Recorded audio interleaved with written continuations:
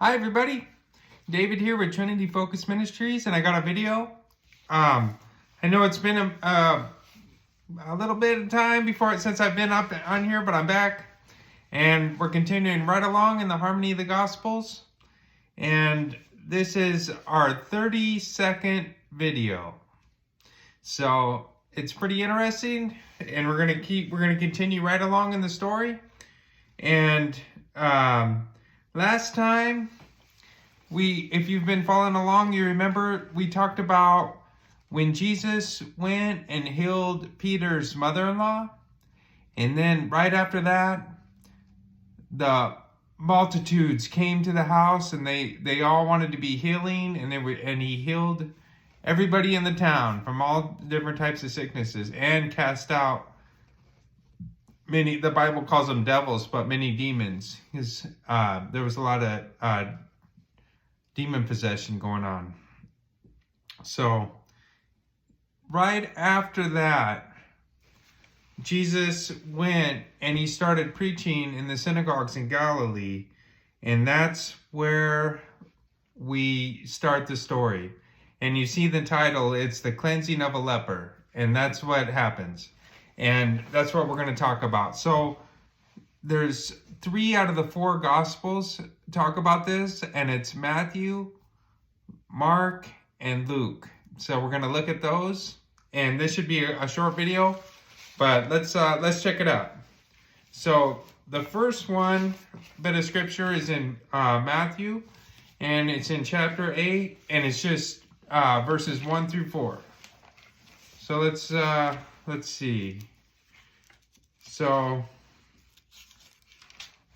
starting right there, it says, when he was come down from the mountain, great multitudes followed him. Now this is Jesus that we're talking about. And it says, and behold, there came a leper and worshipped him, saying, Lord, if thou wilt, thou canst make me clean. I'm sure most people know what a leper is, but basically that just meant somebody that had sores on their skin. Typically they would have been it would have been some kind of skin disease where they would have had visible red sores all over their skin. Even could have been on their face, their arms, their hands, anything like that.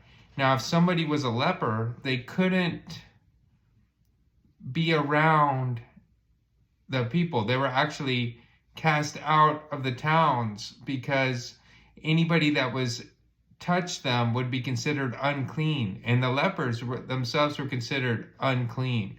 So they wouldn't be able to go to the temple. They wouldn't be able to offer their sacrifices or anything like that. They would have really been shunned from the community, which is kind of a sad thing. But that's how it was in this time. So so then it goes on to say, so this guy that's been shunned from the community, imagine this. He's got these open sores. He's a leper. For him to even come close to Jesus, they would have been like, whoa, back up. What are you doing? You know? But this is what Jesus does, and it's actually pretty amazing. It says, and Jesus put forth his hand and touched him. Now imagine that. Jesus actually puts forth his hand and touches him. Instantly, anybody watching this would be like, whoa! You know, they didn't know if it was contagious. Automatically, now Jesus is ceremonially unclean. He'd have to go to the temple and perform rituals under the Mosaic law and all this stuff. But Jesus puts forth his hand, and this is what he says. I will, be thou clean. And immediately his leprosy was cleaned. Now, he didn't say, go apply this ointment and in 3 to 5 days you'll be healed of your disease. No, it was instant. So since that happened, Jesus wasn't considered unclean like he would be anyway, but in the Jewish time, because the man was healed from his leprosy instantly when Jesus touched him. Amazing. So imagine that, a man that has open red sores all over his body and they're gone right before everyone's eyes. Now this is a divine miracle. Modern medicine can't even come close to that. So, and then this is what Jesus said to him. He said, and Jesus said unto him, see that thou tell no man, but go thy way. Show thyself to the priest, and offer the gift that Moses commanded for a testimony unto them. See, he's telling him to go to the priest, do the and tell them this man, tell them what happened, but only the priest. He said, tell no other man, because this man has now become a walking testimony of the power of Jesus. So that's what Matthew had to say. Let's go over and see what Mark says. This will be interesting to see how they compare. So in Mark, he gives this account, and it's in chapter 1. And I'm going to start a little bit before. So this is just going to be, I'm just going to read 10 verses in it, and we're going to start right here in Mark chapter 1, verse 35, and we'll start from there. And it says, and in the morning, rising up a great while before day, he went out and departed into a solitary place, and there prayed. So that means he got up early in the morning, went off by himself and prayed. And then it says, and Simon and they that were with him followed after him. And when they found him, they said unto him, all men seek for thee. See, because everyone's looking for Jesus, because he's becoming really popular with all these miraculous healings and this teaching, and the way Jesus taught was different than anything they've heard, and it was pretty amazing.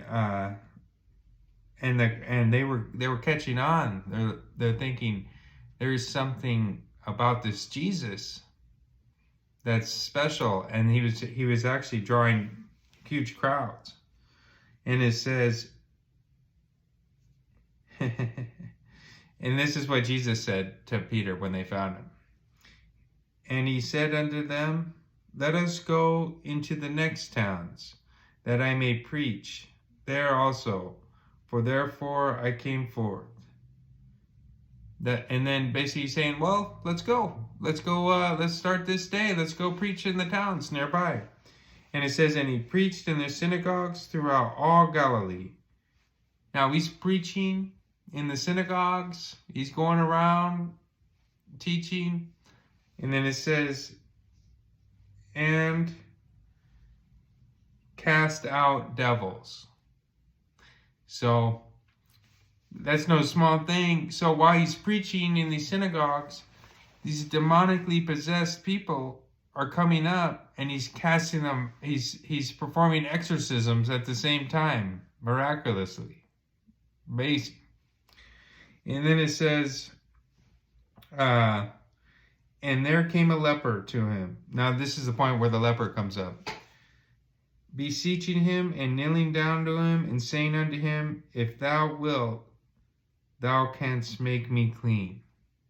So this leper, he had faith. He had faith that Jesus could heal him. He professed it with his mouth. He said it right to Jesus when he came up to him.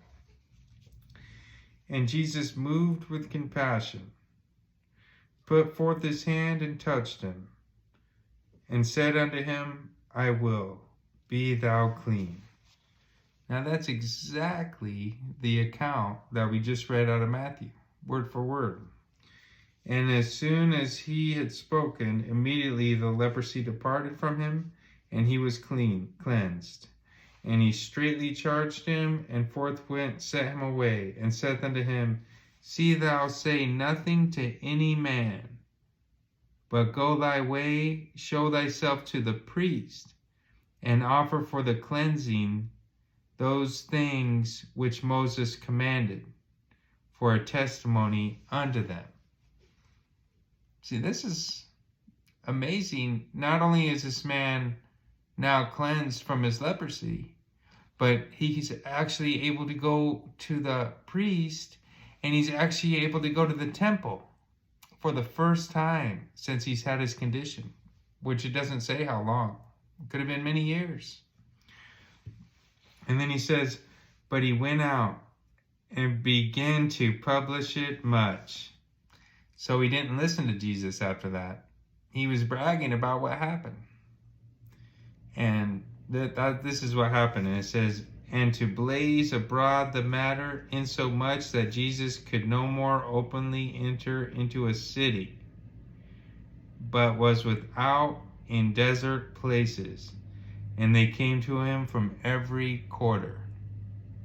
So the fame of Jesus Christ is becoming so great now that everyone's hearing about it, and everyone's looking for Jesus, and everyone wants to be healed.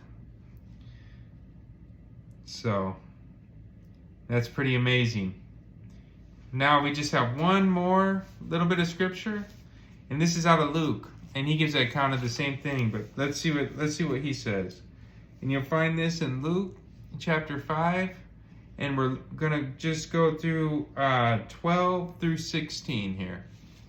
And it says, and it came to pass, when he was in a certain city, behold, a man full of leprosy. So this man didn't just have one red spot. He was full of leprosy all over his body. Who, seeing Jesus, fell on his face and besought him. See, the other accounts didn't say that. This man literally put his face to the ground and before Jesus, and saying, Lord, if thou wilt, thou canst make me clean. Now we get a bigger picture of what's going on. This guy is covered in leprosy. He comes up to Jesus and he doesn't just say, you could cleanse me. He falls on his face and says that. And then Jesus puts forth his hand. And then it says, and he put forth his hand and touched him, saying, I will, be thou clean. And immediately the leprosy departed from him, and he charged him to tell no man, but go and show thyself to the priest, and offer thy cleansing according to as Moses commanded, for a testimony unto them. So Luke's account goes right along with the others. And it says, but so much the more went there a fame abroad of him. A great multitudes came together to hear and to be healed by him of their infirmities. So we just talked about that, how the crowds grew, more and more people. They were coming. Mark said they came out of all quarters. They're coming from everywhere. And then the last verse I'm going to read, it says, and he withdrew himself into the wilderness and prayed. Now that's important, because there's a pattern there. Before, the first thing in the morning, he went off by himself to pray. That's where Peter and the others found him.